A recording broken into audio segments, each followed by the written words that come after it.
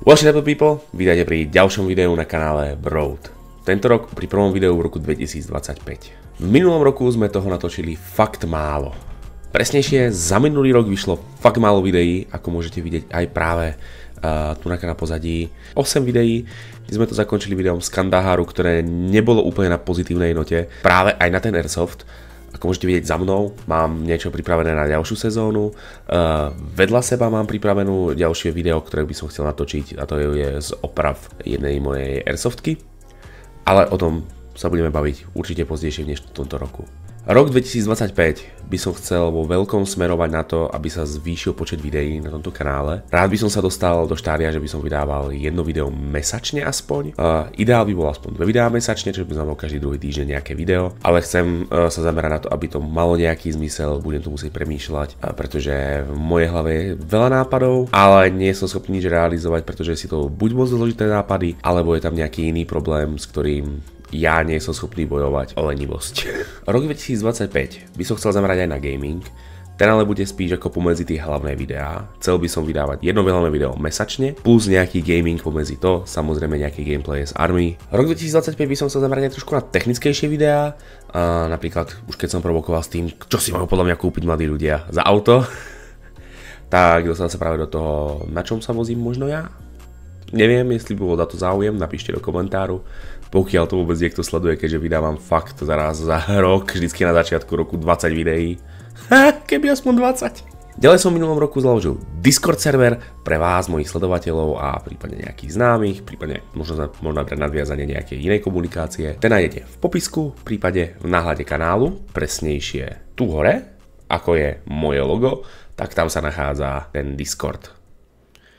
Ďalej by som bol rád, keby sa mi v tomto roku podarilo nadviazať aj spolupráce s inými youtubermi, napríklad taký Sidewinder, ktorého môžete vidieť aktuálne na tajnom skríne, ktorý sa vo veľkom zameriava na Airsoft, Airsoftové videá, aktuálne tam má aj jednu z prvých príručiek o tom, ako skladovať baterky.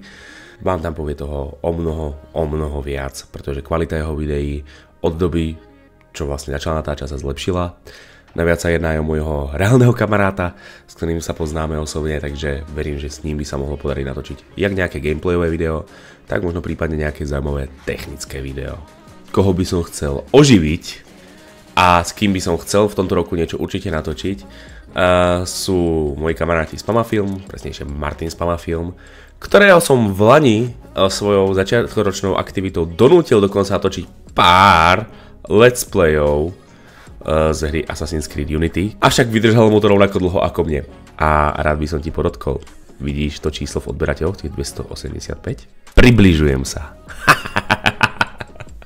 A ďalej, keď tak nad tým uvažujem, čo by sa v tomto roku malo zmeniť, tak myslím si, že by som mal upraviť trošičku svoje logo. Ako si som musel niečo zhodiť, tak by to chcelo upraviť aj to logo, aby bolo vidieť, že som to stále ja.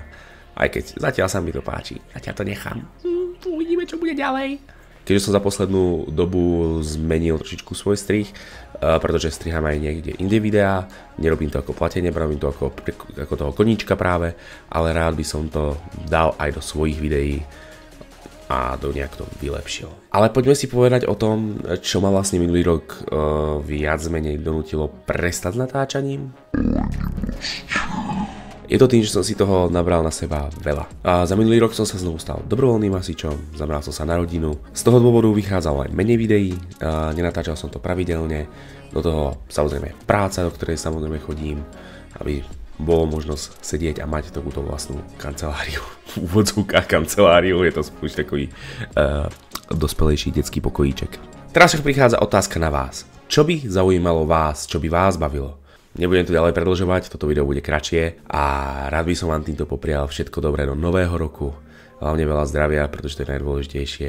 Samozrejme je potreba aj nejaké šťastie a verím tomu, že nájdete toho o mnoho viac v tomto roku, ktorý by už mohol byť lepší ako posledné roky. Čo vy na to? Vidíme sa pri ďalšom videu v tomto roku. Dúfam, že čo najskôr a dúfam, že neprerušením nejakú šnúru, ktorá sa mi podarí vymyslieť. Tak jo, majte sa a prajem vám príjemný zbytok roku, dňa a všetkého ďalšieho, čo vás napadne.